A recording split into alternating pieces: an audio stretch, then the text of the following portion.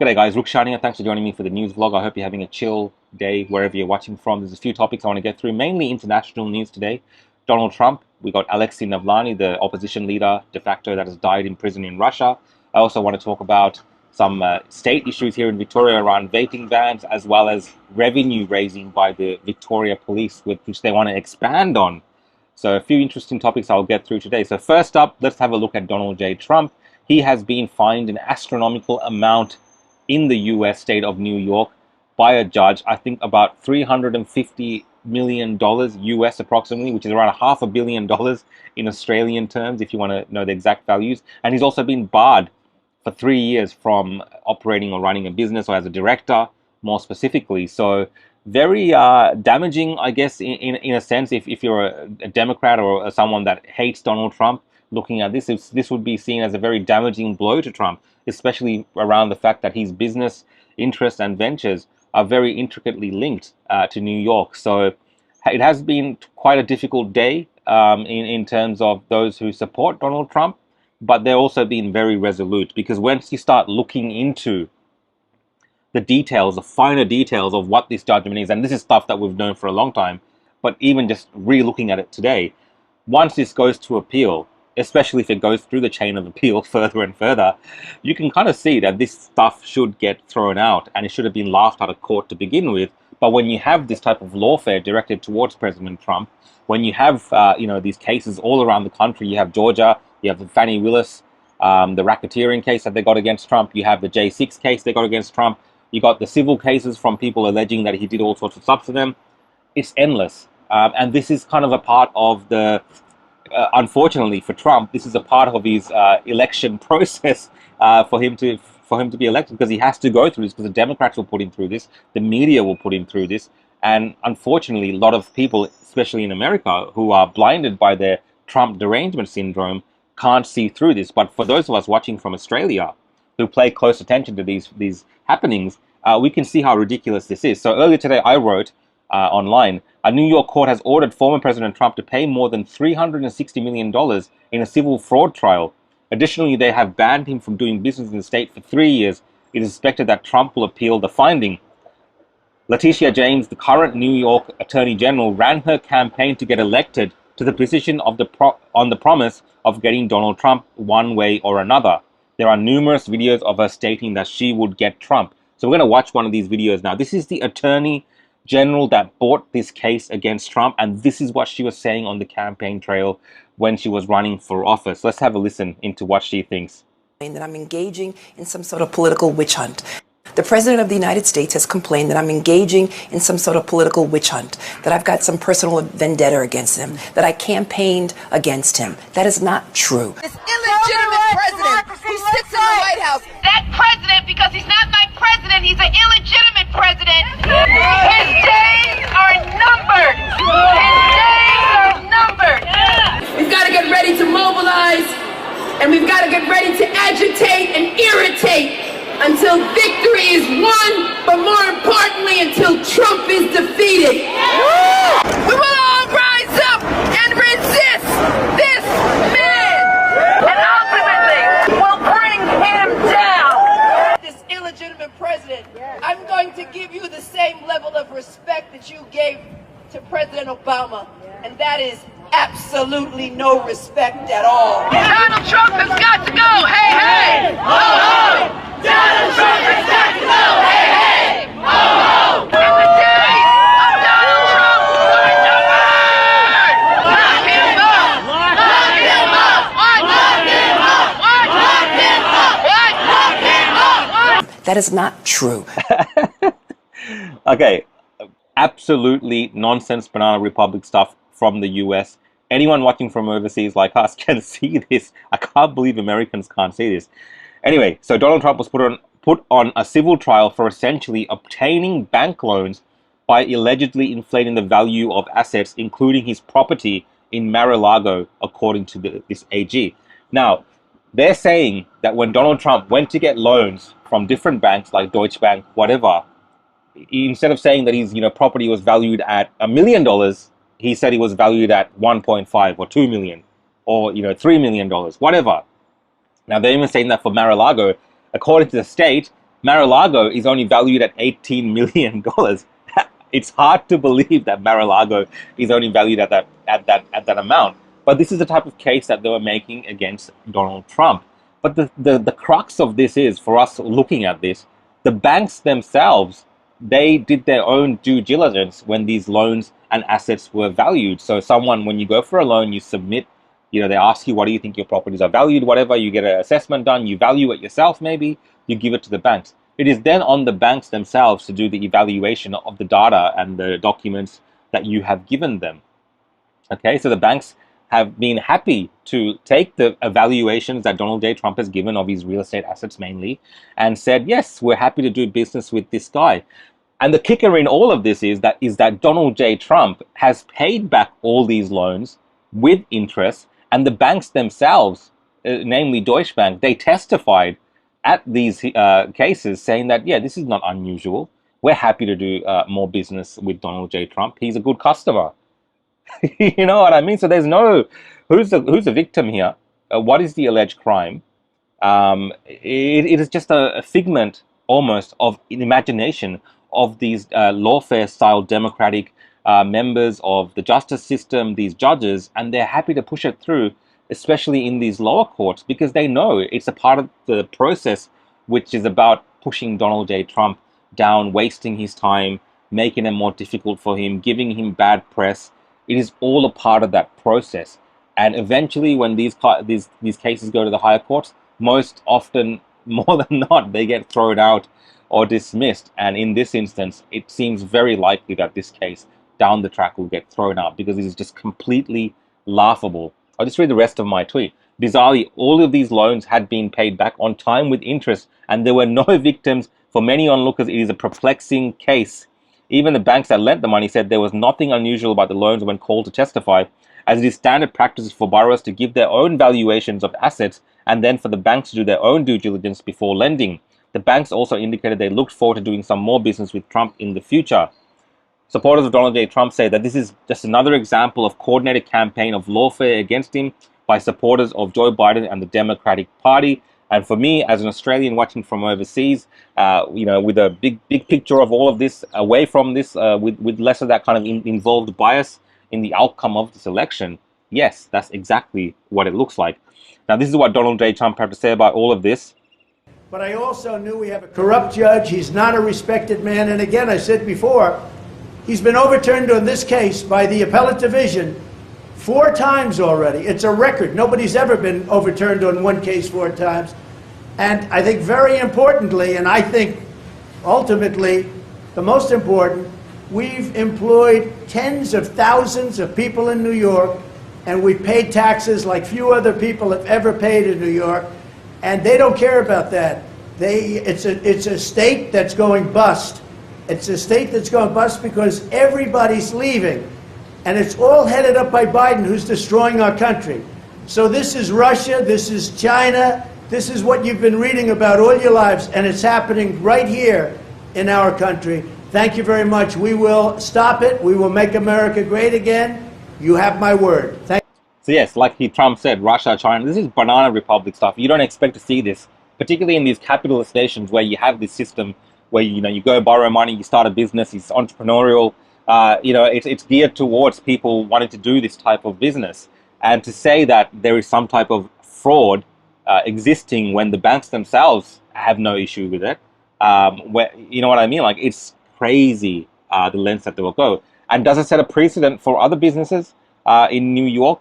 Does it make the state less attractive for other businesses potentially? Or is this something that is really just targeted towards Donald J. Trump during this election cycle, and something that they know will ultimately get thrown out as a laughingstock at a higher court? I feel it's more towards that. Let me know your thoughts. Do you think Trump committed fraud here? Do you think it's fraudulent to borrow money and then pay it back with interest and have good relationships with those banks, so they want to keep you as an ongoing customer because they trust you and your the assessments you're giving? Do you really believe that Mar-a-Lago, that palatial style property, is worth around $18 million? I think it's got like 100 rooms, it's like a hotel, golf course, all these things. Do you think it's only worth $18 million?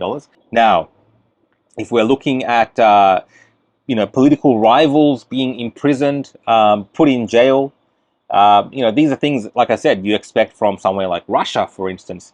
And there has been a development in a story, somewhat tragic. A opposition leader slash de facto style opposition leader promoted by the West, Alexei Navalny, has been pronounced dead by a prison camp that he was at in, I think, the Arctic, Siberia, somewhere like this. So let me read this article for you, and I'll share some of my thoughts on this.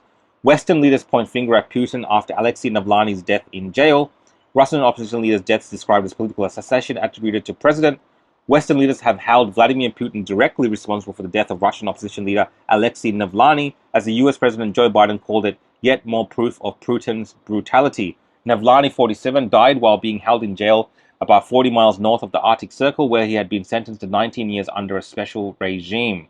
Make no mistake, Putin is responsible for Navalny's death, Biden said in remarks from the White House on Friday. The death of Navalny, once Putin's most significant political challenger, is a watershed moment of Russian-shattered pro-democracy movement, which has largely been jailed or driven into exile since the Ukrainian invasion of 2022. Though Navalny and many of his supporters expected he could die behind bars, few thought it would soon be so soon. Reports of his death sent shockwaves of anger and disbelief through ranks of supporters, including his families. So yeah, there's been a lot of condemnation from international leaders, a lot of comments made by pro-democracy style groups. But I just want to share with you, like, when I'm reading this type of article and when I'm looking at what's also happening in the US, for instance, with the imprisonment of journalists, with the imprisonment of protesters, with the fact that they've tried to arrest President Trump 4 times. Well, they have. They're putting him through all types of trials. They would like to see him rotting away in jail under these trumped-up charges that they keep bringing up against him. So when you hear these type of remarks from Western leaders about what's happening in Russia under their political system, where they're also jailing opponents and so on, regardless of the context of how these things happen, it's not so different, is it? I just wanted to kind of just lay that out there. That's my thinking when I'm reading some of these stories. Now, the reaction to this, we've had people in Russia who are some people who are protesting and being arrested as they're trying to make a memorial for this individual.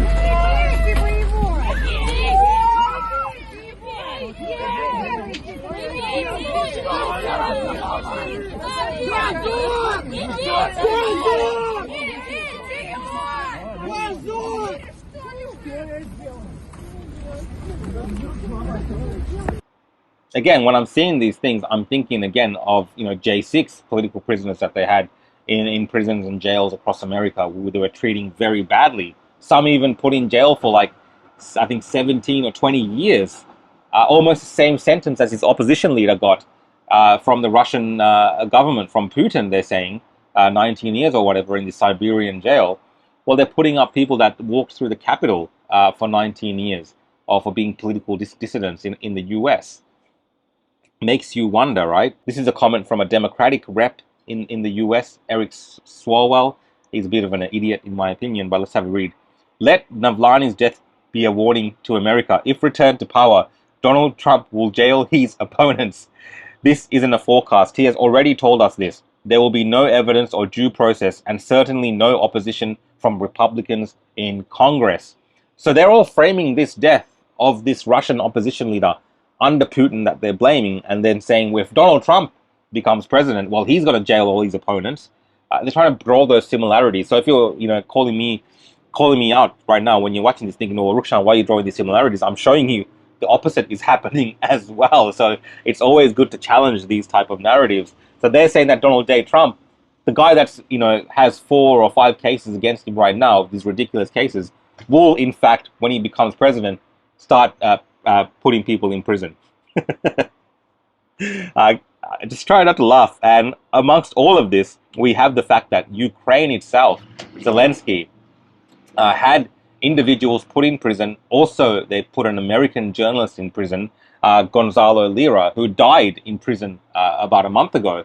And where was the outrage from these international leaders during that time? There wasn't really anything. There wasn't really condemnation around what's happening under Zelensky. Zelensky is out there condemning Putin for the way that people who are political dissidents are being treated in Russia. But at the same time, you have this situation where journalists, in this instance, not even people up the chain of power, even though those type of people are being imprisoned in Ukraine as well, this American journalist, whether you agree with his views or not, and whether he was being overly too critical of the Zelensky regime and the things that he said, he was also imprisoned. And, they're not saying much about him in the West, are they?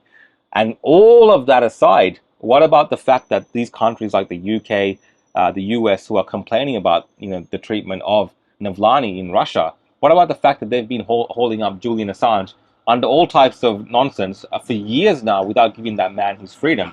And he's merely just a journalist that exposed a lot of the wrongdoings of the West, these so-called democratic nations. So there are many contradictions and many layers to this, and it's not as black and white as it's being shown to be. Australian Prime Minister Albanese has also chimed in. Australia mourns the tragic death of Alexei Navalny, a courageous force for democracy in Russia. His treatment was unforgivable, and our thoughts are with his family and with the people of Russia. The opposition leader in Australia has said a very brave man tragically died overnight. Alexei Navalny sought to save his country from murderous dictator.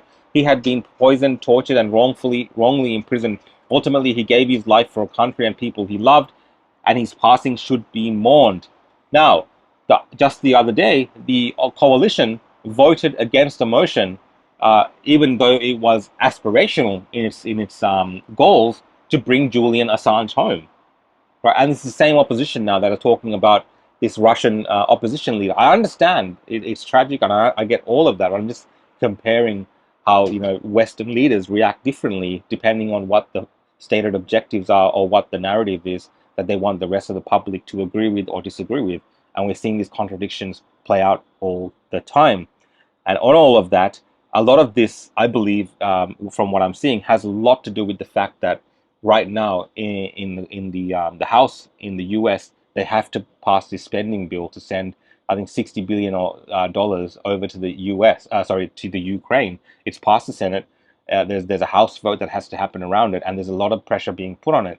And one of the things that we talked about related to this pressure was that recent news about Russia sending nuclear weapons up into space to take our satellites. Now, CNN has put an update with further intelligence on this, so let me know what you think about what CNN is saying now. Exclusive.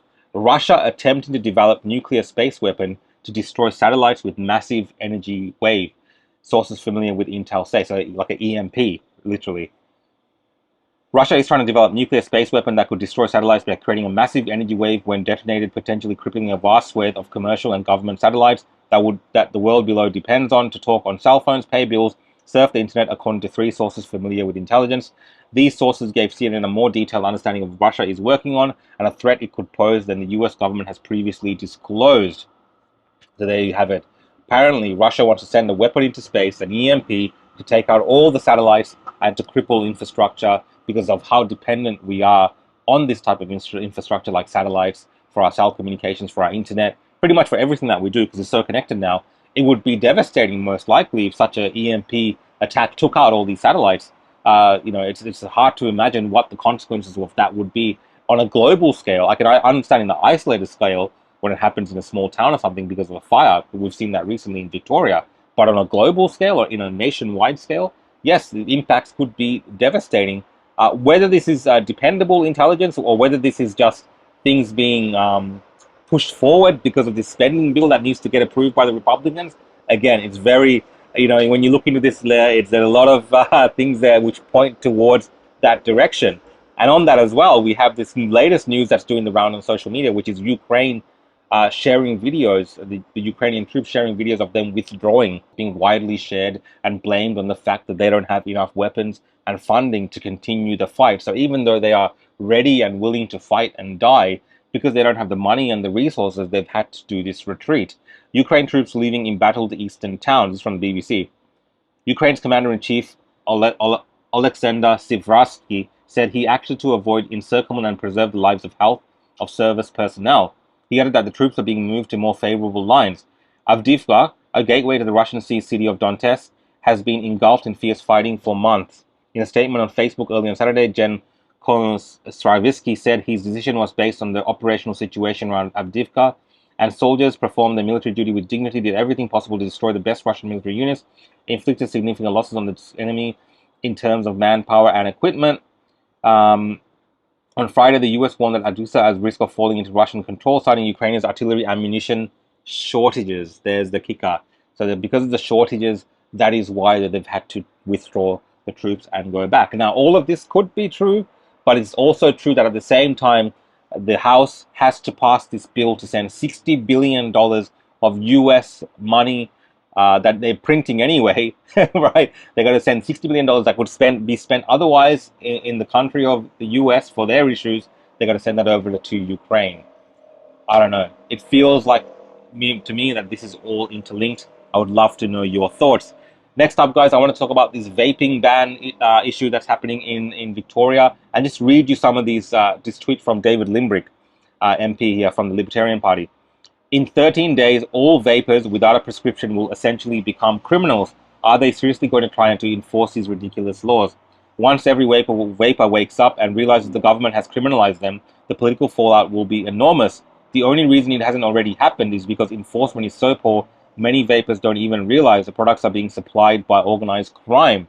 So apparently, if you're vaping in 13 days, you have to go get a prescription, and you can only obtain a certain type of vape through that process. I would love to know if you're a vapor. Did you know about this, especially if you're in Victoria, about these laws? We are seeing, of course, this crime wave related to tobacco outlets where they're being bombed and firebombed by individuals to be taken out, and there's a black market around these tobacco-style vaping products as well developing. So it's a major issue in Victoria, and I'd love to know if you are vaping and that if you are aware that it is being criminalized in many respects unless you get this type of prescription from a pharmacy. Because I'd love to follow up with maybe David Limbrick or someone else that knows about this topic and actually look into this, because when I'm looking around my city of Victoria here, city of Melbourne, and seeing all these places being arsoned and firebombed, I'm trying to think like this is a major issue that could progress even more to become an issue that we don't necessarily need. And is it really bad government policy that's impacting this,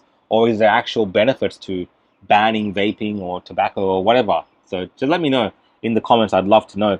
And the last one is, guys, around the cameras that the Victoria Police are using now to track people on their mobile phones or not wearing their seatbelts. These cameras they put up from above with this special AI software that can detect people who are on their phone and their seatbelts. Apparently, that's raised around $26 million in 6 months. So because of this windfall for the Victoria Police, they are saying that it's a program they could potentially expand on to, of course, for safety reasons. Let's have a read of this. The Victorian government has taken in over $26 million in 6 months after introducing new AI-powered cameras. The cameras, which detect mobile phone use and can identify drivers not wearing their seatbelts, were introduced midway through last year. In the first 6 months, the cameras caught over 30,000 drivers using phones, which comes with a fine of $577 and a 4 demerit point fine. Mobile speed cameras operators will walk off the job this weekend, petitioning for better pay and safer work conditions. Okay, that's something totally different. But yeah, based on this, I'm hearing that Victoria Police are looking at installing more of these cameras because, it's catching out all these people for safety reasons. I think they're just interested in revenue raising. Let me know your thoughts around that. Of course, they could capture these people on camera, caution them, give them a warning, maybe decrease the fine. I don't know. Maybe it's a good thing to have. Let me know your thoughts around this. Anyway, guys, I hope you've enjoyed this episode and didn't mind me talking a little bit about my opinions here on some of these topics, particularly around Trump and Russia. If you're enjoying my videos, you can follow me on YouTube at The Real Rukshan. You can hit the subscribe button and also the notification bell if you want to get notifications when I upload. You can also find me on X, Facebook, Instagram, Rumble, and Odyssey at The Real Rukshan, or on my website at www.realrukshan.com.au. No, actually, no, just .com. I don't know what I'm saying. See you guys tomorrow. Bye.